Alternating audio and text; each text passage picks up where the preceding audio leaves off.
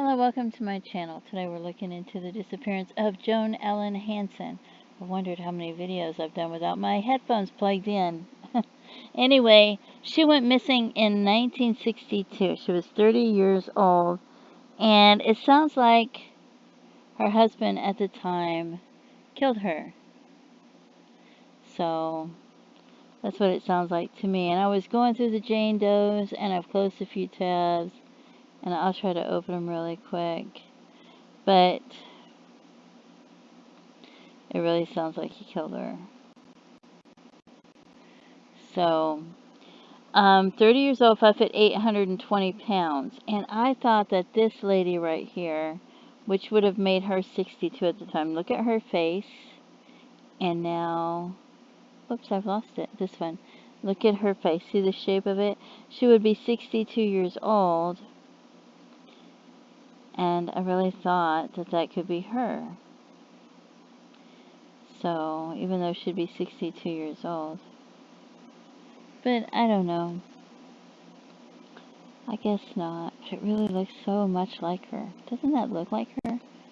I think that could be her. What if she didn't die? What if he held her hostage for a while? I don't know. It really looks so similar to her. Anyway, I'll let this one go. Alright. Wow, it looks so much like her though, it really does. 30 years old, 5'8", 120 pounds. Brown hair, brown eyes. She may have used the name Cooper or Hugh. She was last seen in King County, Washington. She planned to meet her sisters at the World's Fair in Seattle, Washington, but she never arrived. She was talking on the phone with her friend Patricia Martin, and suddenly said, "Oh my God, he's in the basement. He's coming." Joan screamed, and the line went dead. And I guess Patricia Martin didn't call the police because Joan wasn't reported missing for 5 days.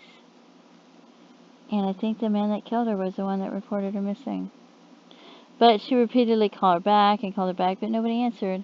And her estranged husband, Robert Milton, Bob Hansen,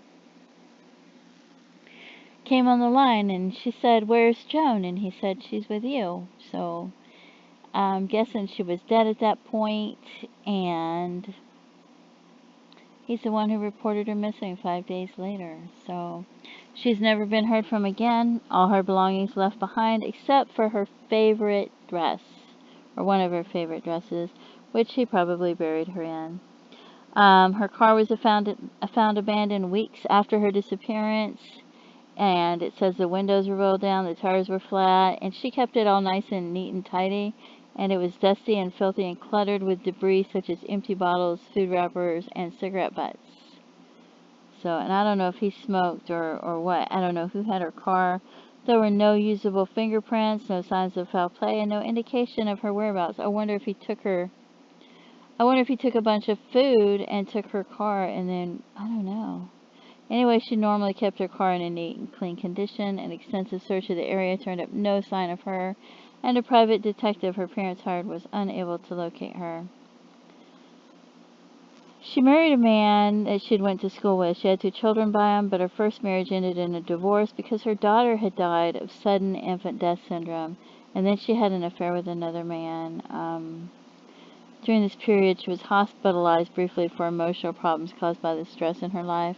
After her divorce, either in 1956 or 1957, she married Robert, and he made a living as a carpenter and a fisherman. They had 2 sons and 1 daughter during the first 3 years of marriage. He severely beat her oldest son when he was only 6 years old. He injured him so bad that he couldn't walk afterwards. He beat him till he could never walk again. The boy stayed with her friend at the Martin's house for 2 months, after which his father, her ex-husband, filed for custody. Robert also physically abused Joan on a regular basis, even while she was pregnant. The children were afraid of him. She told Martin, her friend, that she was afraid for her life. Robert refused to let her tell the children about any of their relatives on her side of the family. They didn't even know about her oldest son. In May 1962, Joan moved in with that Martin lady that she had been talking on the phone. She went to an attorney. She told him about the abuse. She showed him the bruises. She filed for a divorce. And her and Robert fought bitterly over the division of the family's assets, and they were worth about $300,000. On August 8th, she got a restraining order against him that required him to vacate the family home and let her move back in. And 2 days later, she disappeared, and he didn't report her missing for another 5 days. So, yeah. So, I'm guessing he killed her then. Her attorney continued the divorce. On 21st, the divorce was granted. Robert denied abusing her, accused her of stealing $8,000 from him, and sought to keep all the property and assets, but the judge ruled there was sufficient evidence to indicate that he had been abusing her. She was given 40% of the property and he got 60%, but he ended up getting it all anyway, and it was supposed to be in a trust fund for the children to get when they came of age, but they never got any of it because Robert just managed to take it all. Of course, she's dead now, so her Social Security number has never been used or anything else, and she was finally declared legally dead in 1975. He raised their children alone after the divorce, so he got the kids, and he was abusive, of course, so he's still abusing. So he got the kids, and he just kept abusing them, and he made a fortune in the construction business and with rental properties he owned. He was arrested several times over the years for assaulting people and destroying property in anger. Once he advertised for a housekeeper, and when the woman responded to the ad, he kept her on his property against her will for 3 days before she escaped. It doesn't say what he did to her, if anything. So I'm imagining he was doing something to her. Police briefly suspected he was the Green River Killer, a serial murderer of prostitutes who operated in the Seattle-Tacoma area and was responsible for numerous disappearances as well as homicides. Now, wouldn't you think so too? Wouldn't you think he was going around killing people? He has all this anger and rage. He's beaten his own child till he can't walk, probably killed his wife. So yeah, don't you think he's going around killing people? Of course they thought he was the Green River Killer. So, but the Green River Killer was eventually identified as Gary Leon Ridgway. And I wonder if he didn't kill some of them, and if Mr. Ridgway, did they find other bodies? Did he take credit for all of them? I'm wondering if he wasn't, because he seems like a murderer to me. He spent his years traveling back and forth between Washington and Costa Rica in Central America. He got into relationships and married and got divorced. And he was trying to get citizenship in Costa Rica, but they wouldn't give him citizenship. The children grew up believing that their mother had abandoned them. And he sounds like a killer. He's got the whole persona of a killer. Her and their daughter became addicted to drugs, and she died of an overdose in the 1980s. Their two sons, who described Robert as extremely abusive, now believe he murdered their mother. The police have long considered him a person of interest. He committed suicide finally in August 2009. He had an estate worth $5 million, and he didn't leave anything to his children. And then he claimed his wife was still alive when he committed suicide, and that she shouldn't get anything, and that the children shouldn't get anything. And so his sons filed for a wrongful death suit, and they only got $100,000. And they alleged he'd caused their mother's death, but he killed her. You know, he killed her on purpose. I know I shouldn't say that, but it really seems like he really seems like the kind of person who would murder people. For years after her disappearance, there were rumors that her body was buried beneath a barn on the property that the Hansen family once owned. It used to be a dirt floor, but right around the time she went missing, they poured concrete there.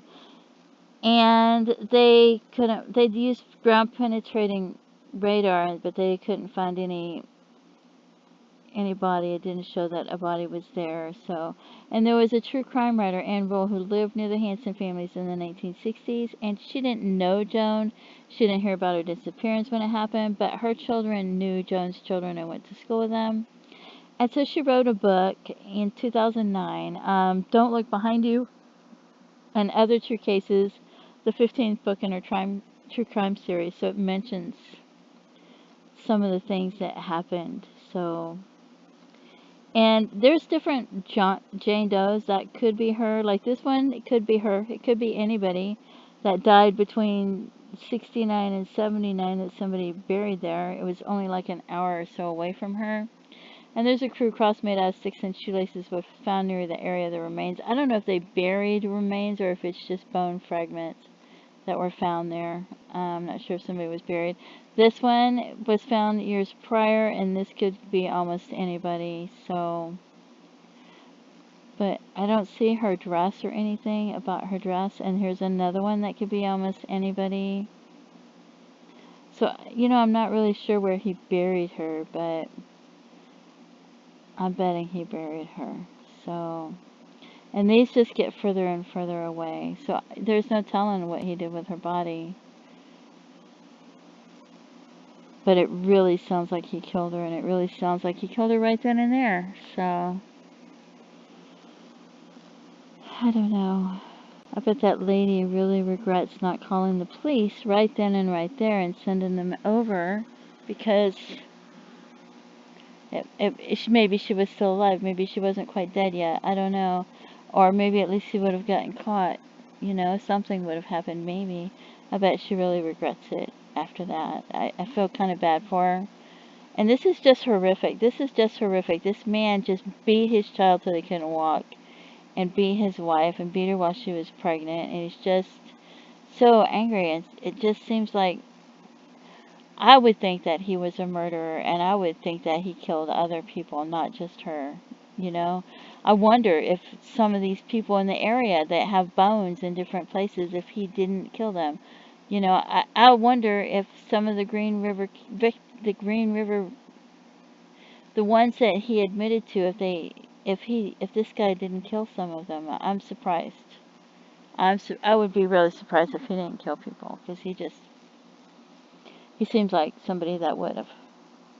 And I would bet that he would have killed a lot of people. At least a few, because he's so angry.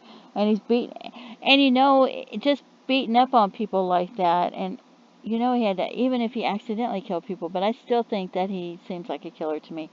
What are your thoughts? What do you think about that? Do you think he killed other people, or do you think he just killed her? Anyway, thank you so much for tuning in. Don't forget to stop and pray for these people. That's just so horrific, and everyone that it affected. And have a great day, and bye-bye.